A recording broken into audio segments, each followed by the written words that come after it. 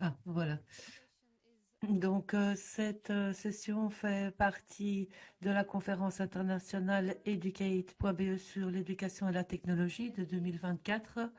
Donc, c'est la plateforme belge pour l'éducation internationale et la formation dans le cadre de la coopération au développement, donc EduCaïD.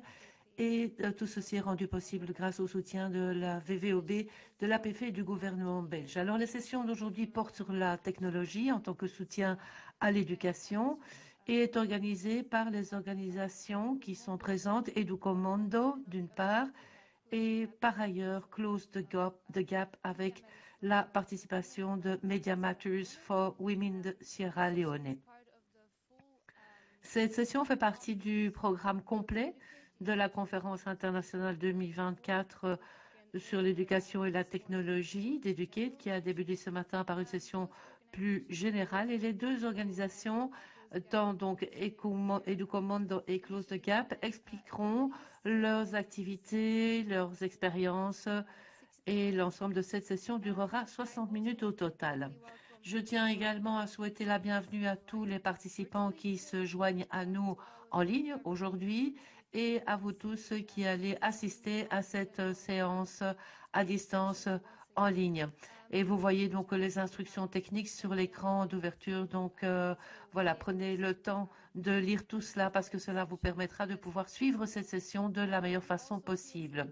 N'hésitez pas non plus à ajouter des questions que vous pourriez avoir dans le chat. Nous avons quelqu'un, donc notre collègue Lise, qui surveille le chat et qui donnera un suivi aux questions lors de la session questions-réponses après chaque présentation. Et je suis bien sûr également heureuse de me présenter moi-même. Je m'appelle Lynn Youngblood, je suis coordinatrice de projet chez Close the Gap, donc je suis à ce titre la collègue de l'un de nos intervenants aujourd'hui et je suis très heureuse d'être ici aujourd'hui pour être votre guide et votre modérateur. Et finalement, donc il est 14 heures en ce moment à Bruxelles et nous sommes sur le point de commencer. Mais avant de le faire, je tiens à vous inviter tous à partager vos expériences et vos idées sur la conférence d'aujourd'hui, sur vos réseaux sociaux, en utilisant le hashtag EdTech4 Inclusion, donc for Inclusion. Ceci nous permettra de contribuer à l'aide de nos réflexions, de nos idées. Alors, nous allons écouter la première présentation avec Peter Strehler. Peter est le fondateur de l'organisation Educommando, qui est en fait une start-up technologique qui apporte des promesses d'éducation numérique aux étudiants et aux enseignants de zones reculées. Et dans son cas, il travaille avec la méthode STEAM pour les salles de classe et Peter remettra en question les perceptions courantes sur l'apprentissage en ligne. Il vous invitera également à repenser positivement les différentes formes d'apprentissage et les possibilités d'être un enseignant de changement. Je vous souhaite à toutes et à tous une séance très intéressante et je donne la parole à Peter. Thank you. Thank you very much, Lynn. Merci beaucoup, Lynn, pour cette introduction au sujet de notre séance. Donc ce matin, nous avons eu plusieurs interventions très intéressantes. Alors c'était un petit peu dur de prendre la relève. Ce matin, en fait, c'était quelque chose de plus général au sujet des politiques, des recommandations et des dangers ou des bonnes choses de l'intelligence artificielle.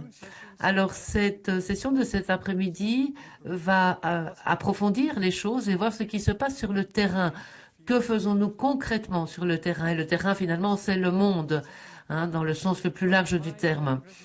Alors, ma présentation a pour titre Steamify Your Classroom et ceci donc se base sur une expérience très récente parce que nous avons donné des leçons qualifiées de STEAM à des cohortes de 20 enseignants de l'Inde, de la Thaïlande et du Cambodge et d'Oman. Donc 20 enseignants qui n'avaient pas toujours des connaissances techniques. Il y avait un enseignant de physique, un de chimie, un d'informatique, etc. Mais tous les enseignants voulaient avoir une perspective plus holistique de ce qui était possible dans le cadre de Steam. Alors, tout d'abord, je vais vous expliquer ce que c'est que Steam. Et la raison pour laquelle vous êtes toutes et tous ici, j'imagine, c'est parce que la plupart d'entre vous, pour ne pas dire 100%, savez ce que c'est que STEAM. Donc, c'est Science, Technology, Engineering, Arts and Maths. Et en fait, c'est une façon fortement globale de présenter, d'enseigner ces différentes disciplines qui sont en principe séparées. Et ce n'est pas quelque chose de neuf, mais vous n'allez pas voir ceci très très souvent dans un programme, et ceci même dans les pays les plus avancés. Dans le système scolaire ou dans le système universitaire, on met toujours l'accent sur les disciplines individuelles, comme en silo. Et nous avons donc rencontré ces 20 enseignants et nous avons des expériences qui sont très intéressantes, qui nous permettent de voir comment ces différentes disciplines peuvent se combiner. Donc ça, c'est pour la signification de STEAM. Et au sein de STEAM, si vous demandez à des enseignants ce que c'est que STEAM, ils peuvent expliquer peut-être l'acronyme, mais ils peuvent parfois vous donner des réponses à ce que c'est qu'exactement, ce qui est positif. Alors pour nous, dans le cadre de cette séance, il s'agit finalement de combler le fossé numérique. On en a beaucoup parlé, donc on parle beaucoup de l'équipement numérique, de la numérisation, des logiciels numériques, etc. Et donc il s'agit de voir comment nous pouvons combler ce fossé numérique qui, même avec l'intelligence artificielle, d'ailleurs, s'élargit de plus en plus au quotidien, parce que finalement, il y a des gens qui ont accès à Internet, et donc, et à la langue anglaise, au contenu anglais, autour de 92% sur le World Wide Web, et puis il y a ceux qui n'ont pas accès. Et je suis d'accord avec les intervenants de ce matin, à savoir que la connectivité va disparaître, mais lorsque cela va se passer, il y aura toujours des soucis parce que la technologie est là, mais il y a d'autres facteurs qui très souvent représentent un obstacle. Alors, à Educomondo, nous avons deux éléments sur lesquels nous mettons l'accent. D'une part, nous offrons des solutions, des infrastructures, donc le hardware et tout ce qui peut être déconnecté d'Internet pour que nous puissions répondre à la promesse de l'éducation sans avoir besoin d'une connexion Internet constante. Alors, je ne vais pas parler de cela aujourd'hui, je vais plutôt traiter du contenu que nous pouvons offrir, à savoir le contenu STEAM. Et la façon dont nous proposons ce type de leçon, eh bien, nous le faisons en utilisant ce qu'on appelle le microcontrôleur puissant. Alors, je ne sais pas si vous savez ce que c'est que ce microcontrôleur, à quoi il ressemble. J'en ai apporté un, heureusement, pour vous le montrer. Et je vais partager donc cela avec vous. Vous pouvez le transmettre de l'un à l'autre dans la salle. Donc, je vous le donne et vous pouvez le passer. Alors, il y en a un qui est plus grand, qui est de Arduino. Ça, c'est une marque très connue dans le monde des microcontrôleurs. Et je vois ici, d'après vos regards, que vous connaissez. Et puis l'autre, c'est Raspberry, que vous ne reconnaîtrez peut-être pas, parce qu'en fait, Raspberry Pi est un micro-ordinateur. Mais bon, voilà, ce sont des détails qui ne sont pas bien importants.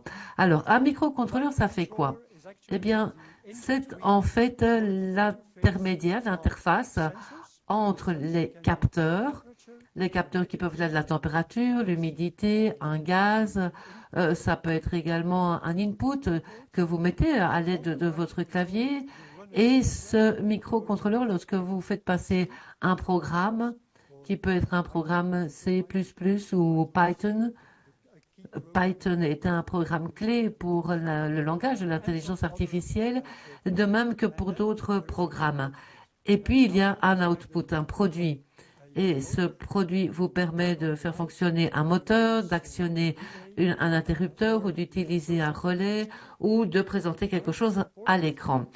Pourquoi c'est important? Eh bien, parce que ce microcontrôleur, si vous avez par exemple une imprimante 3D, eh bien, plus que probablement, cette imprimante est en fait contrôlée par ce type de microcontrôleur.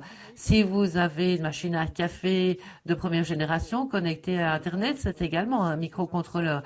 Si vous avez des capteurs en dehors de votre maison, qui vous permettent de voir lorsque vous arrivez à la maison que vos portes, vos barrières vont s'ouvrir, c'est également un microcontrôleur. Donc les microcontrôleurs sont bel et bien présents dans notre environnement et ça fait partie de l'Internet des choses.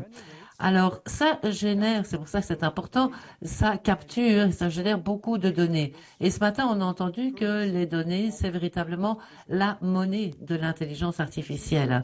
Donc, ça commence, comme vous le voyez, à devenir quelque chose de cohérent et de logique en tant que connexion.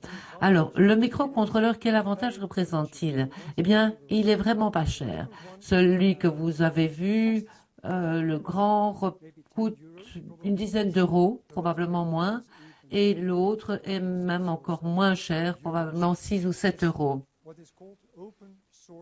Et donc, c'est ce qu'on appelle du hardware open source, ce qui veut dire que vous pouvez l'appeler en Chine, probablement pour une somme qui est du 10e de ce prix et vous avez une bonne qualité. Ça, c'est important parce que ça veut dire que dans votre salle de classe, vous n'avez pas besoin d'équipements élaborés ou de grands investissements.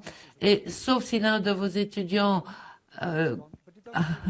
provoque un court-circuit, vous ne devez pas le remplacer. Ça dure assez longtemps, mais de toute façon, ça ne coûte pas très très cher. Et c'est utilisé dans pas mal d'environnements pour capturer des données en temps réel. Donc voilà, c'est ce microcontrôleur puissant, un très petit appareil, et vous pouvez enseigner à vos étudiants, leur parler de la capture de données, de la façon dont on traite les données, et avoir un output.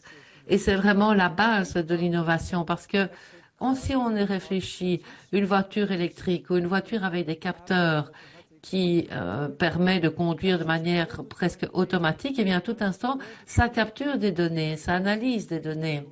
Et cela va donner un output, donc accélérer, ralentir, s'arrêter sans que vous ayez à faire quoi que ce soit. Et tout cela est organisé et contrôlé par ces microcontrôleurs. Et comme je l'ai dit, c'est disponible dans le monde entier. Alors, ce que je veux vous présenter aujourd'hui, c'est en fait la situation de ces 20 enseignants qui voulaient inclure cela dans leur classe, dans leurs cours, en tant que base de l'apprentissage de la science. Parce qu'il y a en partie de la technologie, en partie de l'ingénierie, et puis il y a également les arts et les maths dans ce programme. Et le public cible, ce sont donc ces enseignants pour nous en première instance, mais le même contenu peut être également appliqué à des étudiants. Et le niveau des étudiants ou l'âge des étudiants que nous avons ciblés se situe entre 10 et 14-15 ans.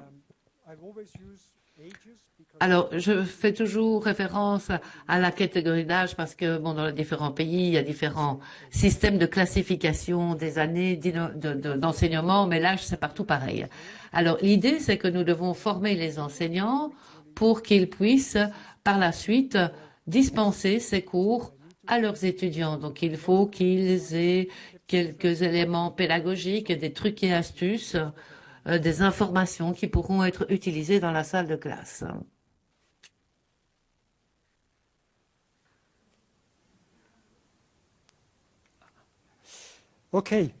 Bien. Alors, comment avons-nous procédé pour ces leçons?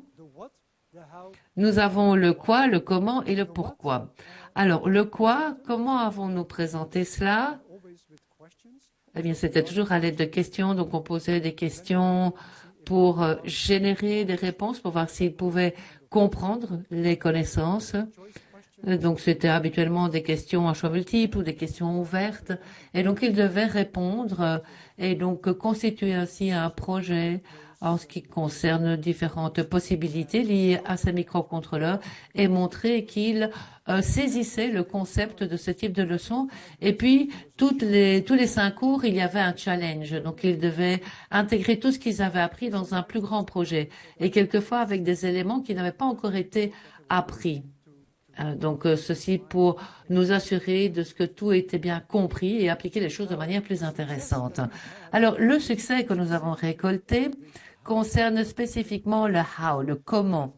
Et donc, il faut tenir compte du fait que nous avons créé une série de classes, de cours, donc dès le début jusqu'à pouvoir présenter un projet complet, un projet offline, par exemple, une station météorologique qui va mesurer la barométrie, les captures, etc., en affichant les informations sur un écran. Donc, on passe du plus simple vers quelque chose de beaucoup plus complexe. Et c'est fantastique pour les salles de classe. Donc, nous avons utilisé l'approche mixte et inverse.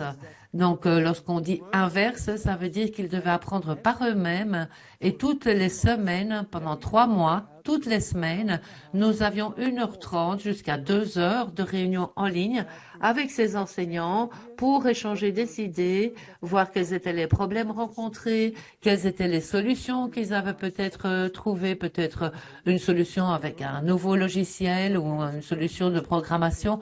Donc, c'était vraiment une façon très intéressante de procéder et c'était également une approche mixte. Donc, mixte et inverse puisque c'était en ligne et hors ligne. Alors, la chose la plus importante que nous avons faite, c'est que nous avons apporté beaucoup de soutien. Donc, il y a, avec les MOOCs, il y a beaucoup de MOOCs, ils sont très, très nombreux, mais nous savons que le taux de succès est vraiment très bas. Et nous avons eu un taux de réussite très élevé parce que nous avions beaucoup de soutien. Groupe WhatsApp ou soutien avec différents éléments. Et nous avions également une plateforme qui leur permettait de voir des vidéos et nous montrions ce que nous faisions. Et nous avons donné également un soutien multilingue. Alors, pourquoi le faisons-nous? Eh bien, parce que l'innovation, le développement professionnel continu et le soutien aux ODD aussi, parce que les ODD, les solutions aux ODD se basent très souvent sur la technologie. Donc, on voulait intégrer cela également dans le concept d'idées et aussi parce que nous tournions vers les compétences pour l'avenir, le fait qu'il faut travailler ensemble, réfléchir, communiquer et combiner tous ces éléments. Et voilà. Je vais me dire que j'allais bientôt devoir me taire, donc je vais vraiment passer maintenant à la dernière diapo. Alors, ce qu'il faut retenir, c'est que nous avons eu un taux de succès de 60%. Je sais que le groupe n'était que de 20 personnes, mais 60% ont atteint leur objectif et ont obtenu leur certification, ce qui est un pourcentage extrêmement élevé. Comme nous l'avons entendu ce matin, il n'y a pas beaucoup de recherches sur le sujet. J'ai trouvé une recherche de la MIT à Princeton, qui est le seul document scientifique que j'ai pu identifier où on voyait bien que le taux de succès, donc sans payer, était de 5%. Par contre, lorsque les gens doivent payer, il monte à 20%. La raison ici, c'est que nous avons vraiment consacré beaucoup d'efforts au soutien par les pairs. Ça marchait très bien, les facilitateurs, la formation hybride et inversée, c'est nouveau pour beaucoup d'enseignants. La plateforme que nous avons développée, nous devons poursuivre son développement et bien sûr, il y a eu un prix à payer. Nous avons fait payer un kit complet, donc tout ce dont j'ai besoin pour diriger le projet. Donc, c'était $99 ou 99 euros pour chacun. Ce n'était pas beaucoup et on pouvait faire tous les cours avec ça. Ça couvrait tous les cours. Voilà, ça c'est mon étude de cas. Je vais rendre la parole. Si vous allez sur le site web, vous verrez qu'il y a des liens très intéressants et vous pouvez y trouver davantage d'informations. Voilà, merci beaucoup. Thank you, Peter, and also thank you Merci, Peter. Merci de nous avoir présenté le microcontrôleur tout-puissant. Je vais maintenant donner la parole au public, aussi bien en ligne que ceux qui sont présents en face à face. Donc, la possibilité de poser des questions. Donc, si vous avez des questions, n'hésitez pas à lever la main. I'll Yes. give you the mic. Je vais vous donner le micro. Ce sera plus facile pour les interprètes. Susan from Edegans. I had a question. We're also interested in Merci, je blended suis learning. Susan Edegans. Nous envisageons aussi la formation hybride et je voulais savoir quels étaient vos points d'apprentissage essentiels pendant ce processus. Alors, le point essentiel, c'est que c'est quelque chose de nouveau. C'est-à-dire que les professeurs, même s'ils parlent de formation hybride, ne sont pas encore habitués. Donc, ça a été aussi une courbe d'apprentissage assez raide pour eux, pour comprendre ce dont il s'agissait. Alors, le défi, c'est que nous avons travaillé dans différentes zones. Et il y avait des gens qui travaillaient à 10 heures du matin et d'autres qui se connectaient à 10 heures du soir. Donc, c'est un des problèmes qui peut surgir. Alors, le troisième défi que nous avons dû relever, bon, ça a été quelquefois la motivation. C'est la raison pour laquelle nous avons investi énormément dans les animateurs, les facilitateurs et la participation aux cours. Au début, donc bon, il y avait 20 ou 21 cours. Pendant les 3 ou 4 premiers cours, tout le monde était un peu timide, mais après, c'est devenu de plus en plus animé. Donc, je pense que c'est très positif. Ce n'est pas différent d'un cours normal. En fait, hein, les étudiants et les enseignants sont finalement les mêmes. Et ce que nous avons vu ensuite, et je veux répéter ce message-là, c'est le groupe des pairs. Donc, on voyait presque une courbe typique du cours. En fait, les gens qui sont là, qui suivent les cours, qui rendent tout à temps. Et puis, il y a ceux qui sont un petit peu en retard. Mais avec la formation mixte ou hybride, c'est encore plus clair. Et à mi-chemin, lorsqu'on arrive à mi-chemin, on voit les meilleurs étudiants, les meilleurs enseignants qui commencent à aider les autres étudiants, les autres enseignants qui ne s'en sortent pas si bien. Et mon apprentissage principal pour le prochain groupe qui commencera l'année prochaine, c'est d'accorder beaucoup d'attention à cette partie du soutien par les pairs dans l'apprentissage hybride. C'est très important dans ce type d'apprentissage parce qu'on ne se voit pas physiquement et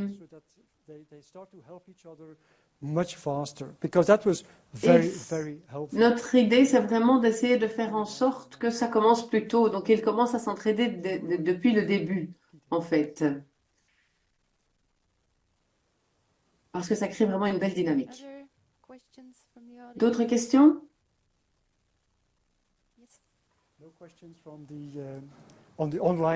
Pas de questions du public en ligne?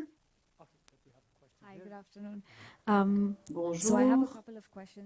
Moi, j'ai quelques questions, mais je pense que la première serait, bon, les enseignants qui ont terminé la formation, qui ont terminé le cours, qu'est-ce qu'ils font dans leur classe? Est-ce que vous avez des informations? Comment ont-ils intégré ces méthodes dans leur classe, parmi leurs élèves? Donc, vous pouvez voir qu'on travaille en collaboration avec STEAMcube, qui est une société indienne. Et on a travaillé ensemble pour créer les cours et une des enseignantes a commencé à mettre ça en œuvre dans son école avec 40 étudiants. Donc, elle fait exactement la même chose donc avec les étudiants et aussi la communauté d'enseignants de Oman a commencé également à faire ça. Mais ils viennent de démarrer, donc je ne peux pas vraiment vous donner de feedback. Mais les autres étudiants, les 40 étudiants le font. Alors, STEM, les matières STEM et les enseignantes n'étaient pas très bien représentées, mais dans notre groupe, c'est différent. 90% étaient des enseignantes. Est-ce qu'on pourrait demander à l'orateur de parler plus directement dans son micro? Il est un petit peu loin de son micro.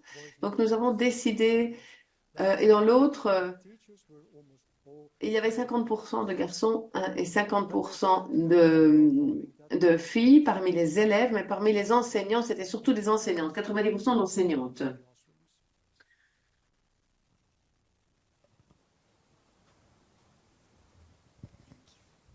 Some other questions?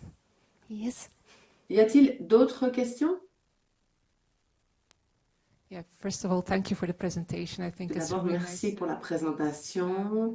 Je pense que c'est un cas très intéressant. C'est à petite échelle et c'est it's a really nice practice. une expérience, mais ça nous paraît être une pratique très intéressante. Alors, je me demandais si vous voyez des possibilités d'élasticité et d'extension, de propagation de cette méthode. Est-ce que vous avez travaillé avec les ministères pour voir comment vous pouviez intégrer ça dans ce qui existe déjà? La réponse est oui à tout. Donc, on va commencer par parler des ministères, du ministère. Ce système fait maintenant partie du programme d'enseignement officiel que peuvent choisir différentes écoles en Inde. Il y a une liste où ils peuvent cliquer sur leur choix, ou elles, les écoles. Donc, et Educate, donc Georgie Jacob, son directeur général, a de bons contacts, de bonnes relations, il sait comment le faire, comment mettre ça en œuvre. Et donc, ça fait partie du programme scolaire maintenant.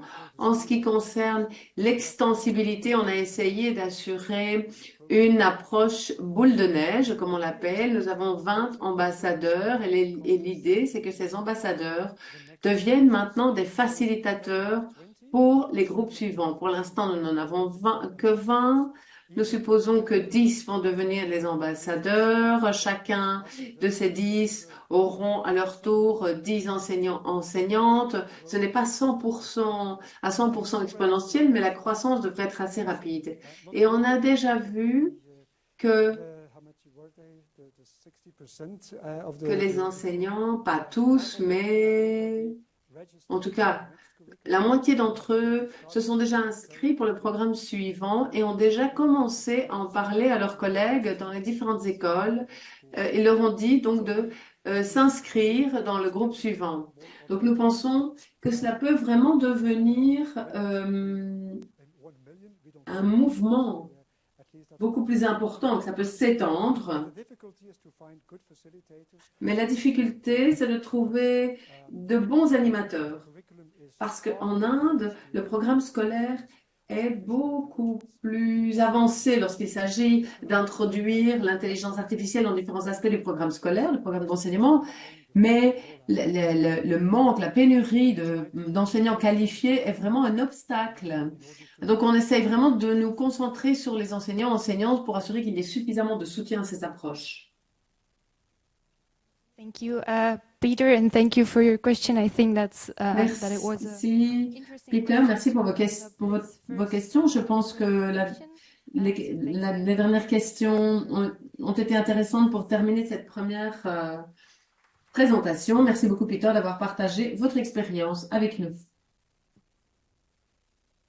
So for the second presentation, we are going to Africa, continuing with our next speakers, Marnik van Donc, Lee. nous passons à Marnik van Lee et Christiana Bangoura. Nous passons à l'Afrique. Marnik van Lee est directrice au projet ACLOS de Gap, une organisation sociale internationale qui combat les inégalités numériques en offrant des ordinateurs à des projets éducatifs, sociaux et médicaux à des pays à bas revenus, des pays émergents.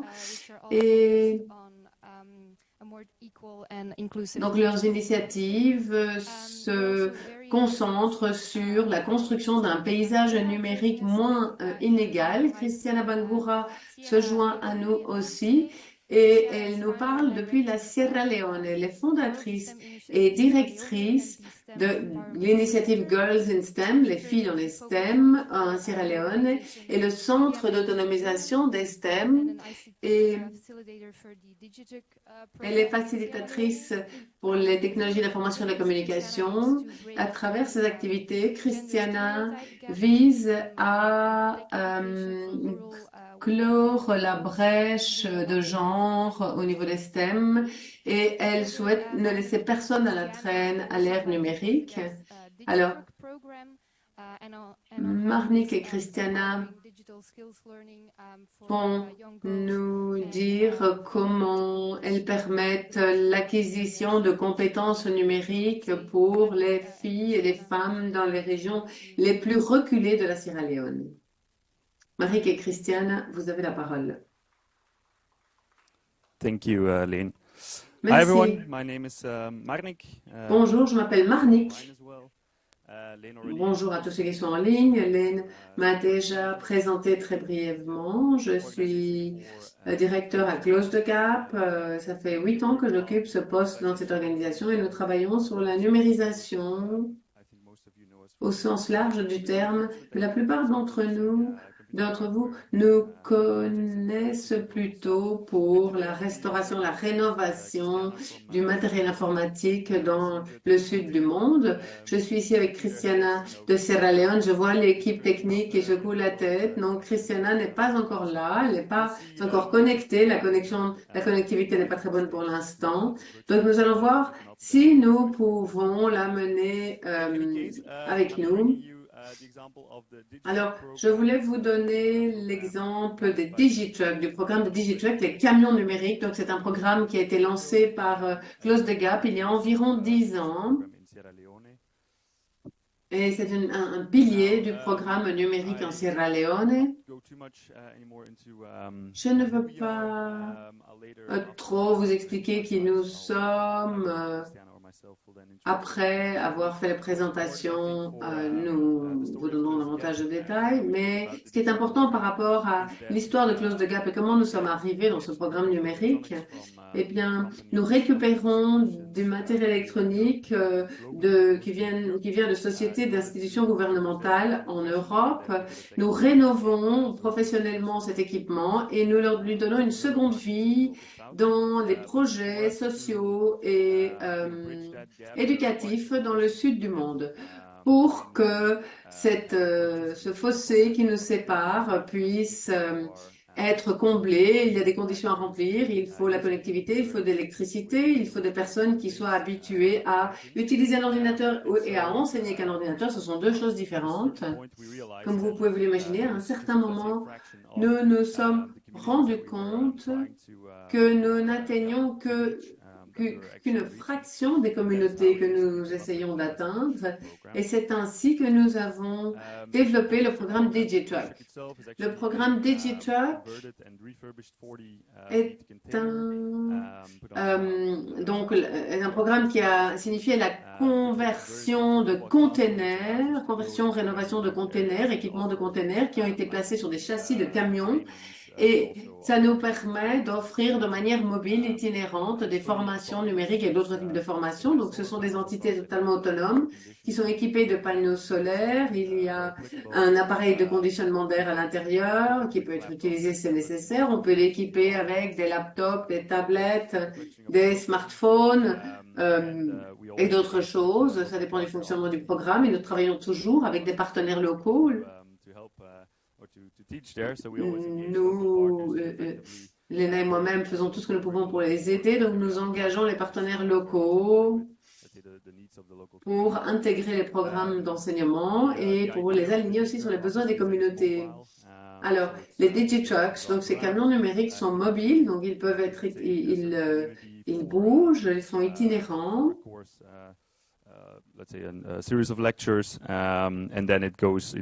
Alors, on va dans une communauté, on donne une série de cours, et puis on va dans la communauté voisine, on leur présente le projet. Il y a de la place pour 20 étudiants et un enseignant ou une enseignante. Donc, il y a différentes configurations possibles en fonction de la manière dont le partenaire souhaite mettre en œuvre son programme. Aujourd'hui, nous avons déployé 14 camions numériques qui ont été restaurés et équipés en Afrique par nos organisations partenaires, principalement au Kenya. Alors, vous pouvez voir une classe traditionnelle là en haut et Donc là, ils sont assis en regardant vers l'extérieur, comme vous le voyez. Alors, il y a aussi une zone qui est plutôt un point café, un coin avec des bureaux, etc., au fond de la classe. Donc, dans le contexte d'une classe traditionnelle, en haut, vous pouvez voir les pays où ces camions numériques ont déjà été déployés. Comme vous pouvez vous l'imaginer, c'est un investissement qui coûte cher. Nous avons réussi à en construire 14 jusqu'ici qui sont sponsorisés par nos partenaires privés de Close the Gap. Et nous avons bien entendu le projet d'augmenter de manière significative le nombre de camions disponibles au cours de ces dernières années. Nous espérons multiplier par 10 ce nombre de camions numériques. USD for, Il faut compter $50,000 pour un Digitruck qui combine le châssis et le conteneur.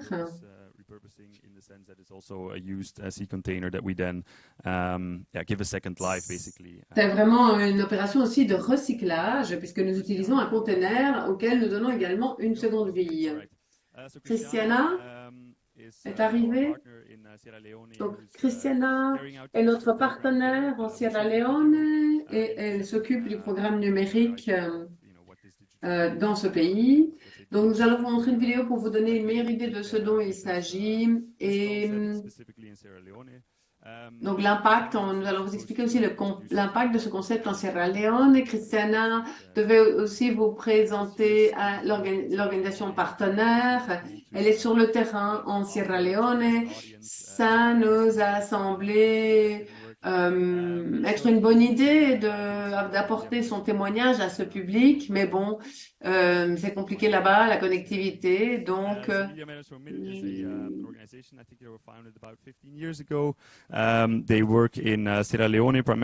l'organisation s'appelle Media Matters for Women.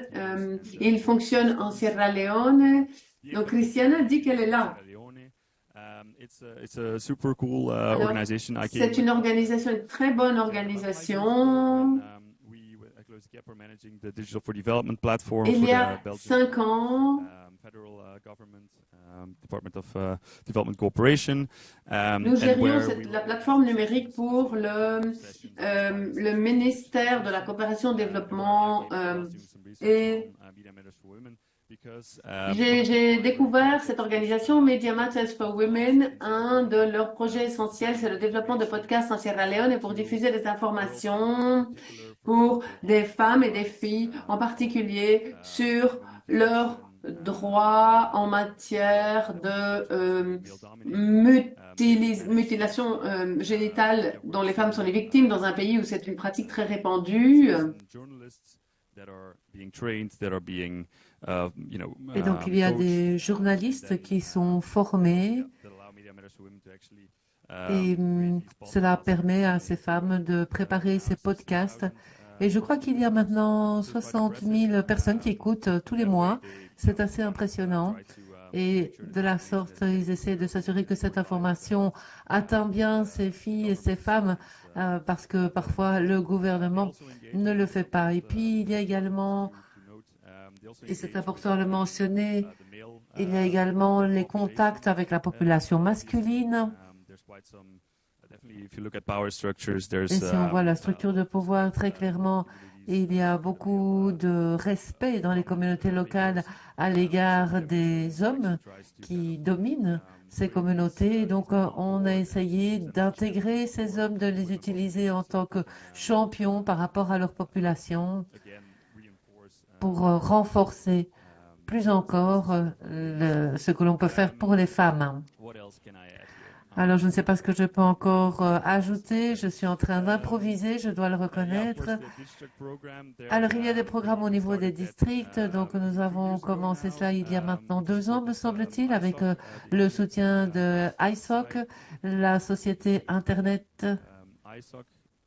Oui, ISOC, c'est l'acronyme qui concerne une société Internet, fondation quelque chose. En fait, une organisation qui soutient un programme en Sierra Leone pendant 2 ans.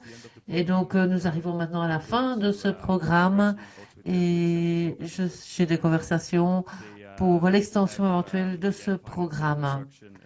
Et donc, ils ont financé la construction et le programme. Et donc, comme je l'ai mentionné avant, il s'agit d'environ $50,000 pour la construction, mais si vous avez un programme de 2 ans, vous devez payer les formateurs et également assurer le transport pour les personnes qui viennent jusqu'au DigiTruck pour suivre les formations et ce genre de choses.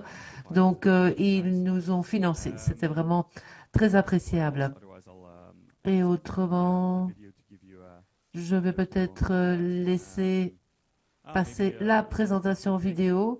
Ah oui, encore une chose intéressante, c'est que Media Matters for Women, ils ont également un podcast. J'ai oublié le nom, mais je crois que ça fait à peu près 15 ans que ce podcast est en cours. Ce sont 2 journalistes qui ont des caractères de fiction et pendant 15 ans ont développé une sorte de récit.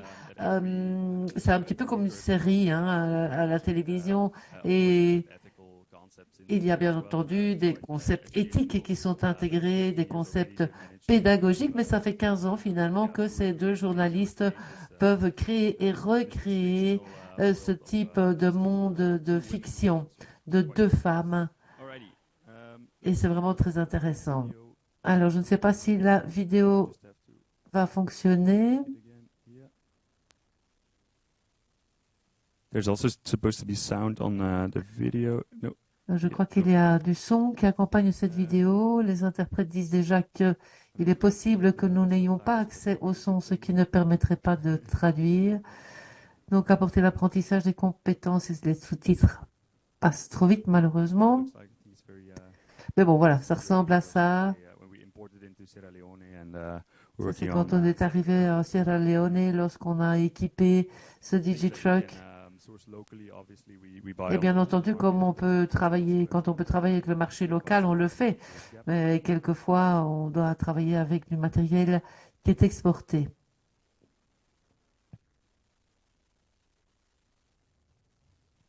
Alors la petite jeune fille dit qu'au début, elle ne savait pas comment créer un dossier, comment rafraîchir sa page, mais qu'elle a pu apprendre.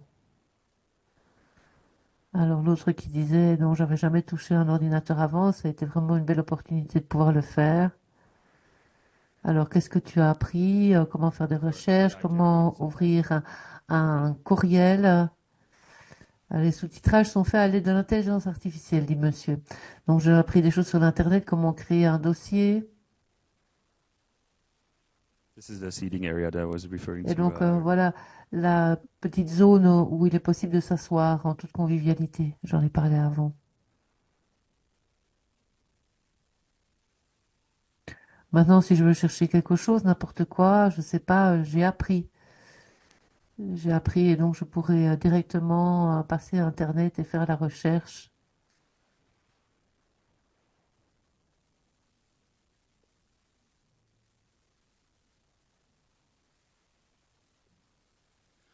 Africell is the, Donc Africell, on a vu le titre, c'est en fait l'une des grandes sociétés de télécommunications de Sierra Leone qui a pendant 2 ans financé la bande. Et donc c'est très important. Et dans les différents pays, nous essayons toujours d'établir ce type de partenariat parce que c'est vraiment très très utile. Hein. Et nous devons nous assurer que nous avons une bonne connexion Internet. Avant, je demandais aux personnes de faire les choses pour moi, mais maintenant, je fais les choses moi-même sur Internet, dit la dame. Et j'ai pu ainsi avoir beaucoup d'amis et des clients aussi. there are 2 different groups of Il y a 2 groupes différents de personnes qui sont formées en Sierra Leone. Donc, d'une part, nous avons les écoles dans le DigiTruck même. Donc, c'est en même temps des sessions d'alphabétisation en compétences numériques. Et puis, il y a également 30 femmes entrepreneurs dans la région qui sont formées et qui reçoivent de l'aide, par exemple, pour pouvoir établir un service de vente en ligne où elles peuvent utiliser les outils de comptabilité, le marketing numérique et des choses de ce genre. Et donc, c'est la raison pour laquelle on voit différents types de profils qui passent et différentes catégories d'âge aussi.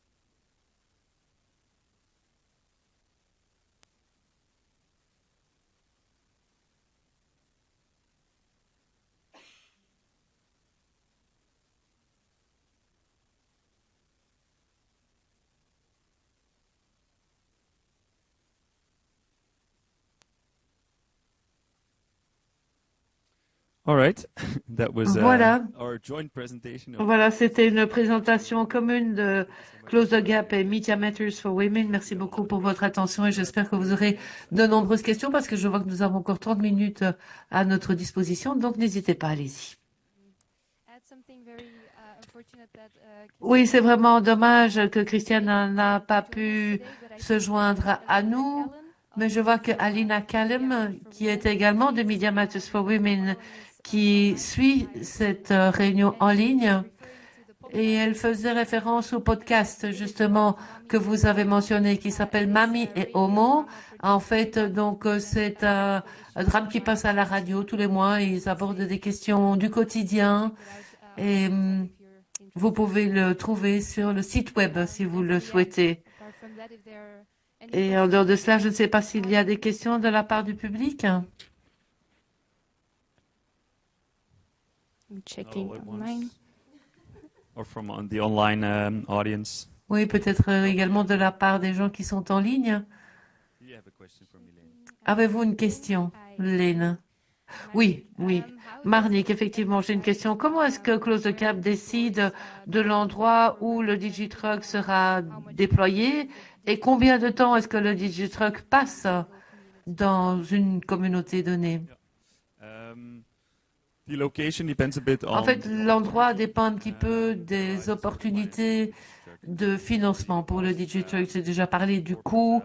Quelquefois, nous avons des partenaires du monde des affaires qui financent la construction et le programme du DigiTruck. Et puis, ils vont nous dire quel est le pays ou quelle est la région où ils préfèrent que le projet soit déployé. Et quelquefois, nous avons des financements de la coopération au développement. Et alors, ça dépend à nouveau aussi du pays où intervient ce type d'organisation. Donc, ça dépend finalement de la source de financement. Et puis, il y a également la question de l'organisation pour l'exécution du programme qui doit pouvoir identifier les besoins des communautés locales. Et puis, il faut que cela puisse se faire de manière concrète. Et puis, pour ce qui est la deuxième question, le temps qu'on passe dans les communautés, en général, c'est 2 semaines. Donc, on offre la formation à une communauté, puis on passe à une autre communauté. Alors, je ne veux pas dire que de la sorte, on forme les gens de A à Z par rapport à tout ce qu'ils voudraient apprendre au sujet d'un ordinateur. Hein, pas du tout. C'est un petit peu le désavantage de ce programme DigiTruck. Mais en même temps, la vision que nous avons de ce projet, c'est que ceci nous aide à travailler avec les communautés locales et avec les autorités locales. Nous pouvons être là pendant une quinzaine de jours et on peut montrer quelle est la valeur ajoutée de l'accès aux TIC pour les écoles et pour les personnes locales. Et donc, en apportant ce camion-là, nous espérons pouvoir démontrer ce que cela apporte aux enfants et aux communautés et qu'ainsi les gens seront convaincus et envisageront de faire l'investissement nécessaire pour, par rapport à la technologie la plus idoine pour la communauté en tant que telle. Mais bien entendu, ça représente un investissement conséquent. Il y a peut-être d'autres choses où les investissements seront privilégiés, comme par exemple un nouveau terrain de jeu. C'est fantastique. Bon, c'est une question de priorité finalement hein, pour les communautés et les autorités locales. Et nous, la priorité, c'est de combler le fossé numérique et nous proposons ceci comme opportunité alternative de développement. Alors, y a-t-il d'autres questions? It's a bit more of a maybe a logistics question. C'est peut-être une question plus sur la logistique. Comment est-ce qu'une organisation peut réserver un moment de DigiTruck?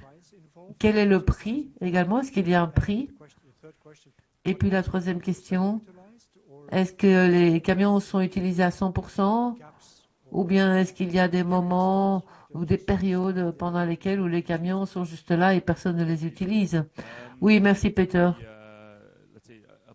Pour ce qui est de la demande, pour pouvoir utiliser le DigiTruck, il y a toujours un responsable sur le plan local qui est le point de contact pour recevoir toutes les demandes de passage de ce DigiTruck dans les communautés. Donc, ce qu'on fait quelquefois chez Close the Gap, c'est qu'on reçoit des questions, quelqu'un qui a vu un DigiTruck passer ou qui a vu quelque chose en ligne et qui dit, voilà, je voudrais que le camion vienne chez moi, chez nous, dans ma communauté. Et donc, on le met en contact avec le responsable, dans ce cas-ci, par exemple, Christiana. Et donc, ils s'arrangent entre eux. Alors, ça dépend aussi un petit peu du financement de l'opération en tant que telle. Donc, ça peut être soit gratuit ou il y a éventuellement un coût. Et le coût en tant que tel est difficile à généraliser parce que les personnes qui sont ciblées ici, les communautés rurales, ont des revenus extrêmement bas. Et donc, notre objectif, c'est que ce soit gratuit pour ces communautés. Et étant donné que le camion n'est là que pendant 2 semaines, on ne veut pas non plus leur demander de payer pendant 15 jours et puis partir sans pouvoir leur offrir quelque chose de durable en tant que programme par la suite. Donc, c'est un petit peu difficile. Right. Yeah, good one. Most of the times, la plupart du temps, il y a des collaborations avec les communautés locales et par exemple, si les cours sont organisés pendant la semaine pour les enfants et donc jusqu'au samedi matin éventuellement, nous avons le reste de la communauté qui peut utiliser le camion, par exemple pour avoir accès au site web pour les déclarations des autorités ou pour les déclarations fiscales, etc. Donc on essaie d'optimiser, de maximiser le mieux possible le temps. Et il y a beaucoup de soleil. Donc, le camion est totalement autonome et peut fonctionner à tout instant. Voilà, c'est comme ça qu'on essaie d'optimiser les choses. Maintenant, il faut qu'on reconnaisse que quelquefois, comme on travaille avec des organisations locales, un partenaire local, on essaie d'en assurer le suivi et d'assurer que le soutien est là pour l'aider par rapport à ce programme. Mais parfois, bon, il n'y a rien qui se passe pendant quelques semaines. Parfois, c'est des questions de politique interne d'une organisation, un problème, etc., ou l'équipement qui ne fonctionne plus et on n'est pas informé. Donc ça se passe aussi. Donc on essaye vraiment d'être en contact très étroit avec nos partenaires pour assurer que l'investissement est là pour produire les meilleurs résultats possibles. Merci. Alina est là et ajoute que le podcast et la série sur la radio peut également se trouver sur la page web de leur organisation. Merci beaucoup, Marnik, d'avoir présenté votre expérience et de nous avoir fait une présentation sur le DigiTruck au Sierra Leone. Et je voudrais demander à Peter de nous rejoindre ici devant pour tirer des conclusions par rapport à cette séance. Donc, je voudrais vous demander à tous les deux de bien vouloir nous mentionner les 2 messages les plus importants que vous aimeriez que nous retirions à la suite de cette conférence ici aujourd'hui. Je crois que le plus important de manière générale, c'est que pas mal de choses que nous avons entendues ce matin et pas mal de choses que nous faisons, donc l'éducation numérique ou l'intelligence artificielle, etc. Ça fonctionne et l'impact est extrêmement positif pour les étudiants, mais il ne faut pas oublier que nous devons apporter un soutien humain également. Autrement, ça ne fonctionne pas. C'est là notre expérience. Donc, c'est un outil, ce n'est pas un moyen, ce n'est pas un moyen en tant que tel. Et je ne suis pas sûre qu'il y ait suffisamment d'enseignants qui puissent comprendre et expliquer tout cela aux étudiants. Donc, il y a vraiment beaucoup de promesses par rapport au numérique, mais il ne faut pas oublier le facteur humain. Et nous devons consacrer beaucoup d'efforts, nous devons former, etc., pour assurer que ça fonctionne. Donc, voilà, pour nous, ça a été vraiment l'apprentissage clé. Merci, Peter. For me, key message I think would be since we're repurposing computer equipment and we're sometimes within an organization, our main focus is really on getting as much computers as we can so that we can repurpose them and you know, serve as many individuals and organizations with those computers. On apporte le service à beaucoup d'organisations avec autant d'ordinateurs que possible, mais c'est une technologie qui permet de faciliter les choses et on investit beaucoup avec, au niveau des partenaires locaux. Alors, j'ai parlé de notre organisation qui essaye de faire énormément de choses. Et donc, on a un ordinateur, on le met à gauche, à droite, etc.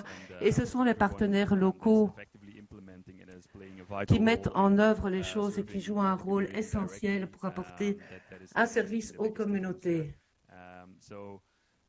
Let's say that being part one of my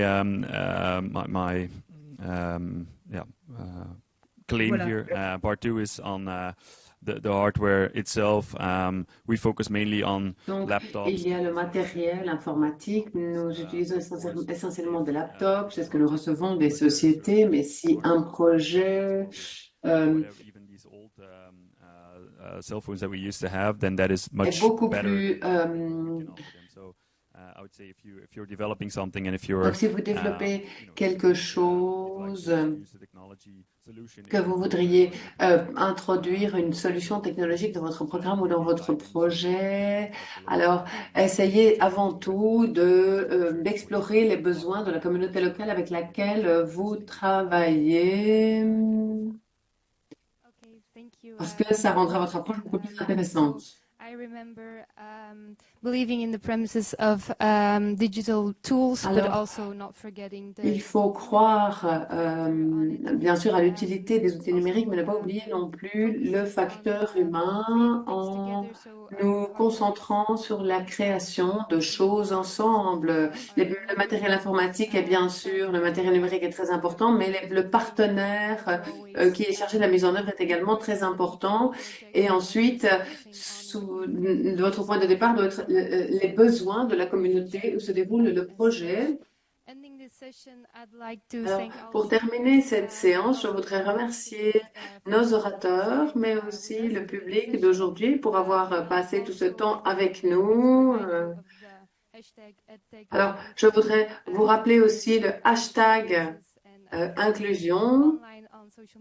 Donc, pour partager vos expériences, vos réflexions en ligne sur les médias sociaux, les enregistrements de cette séance et les présentations peuvent être téléchargés à partir de notre site web où tout cela se trouvera très rapidement. Merci encore. La séance suivante commencera dans quelques minutes et je vous souhaite une excellente journée.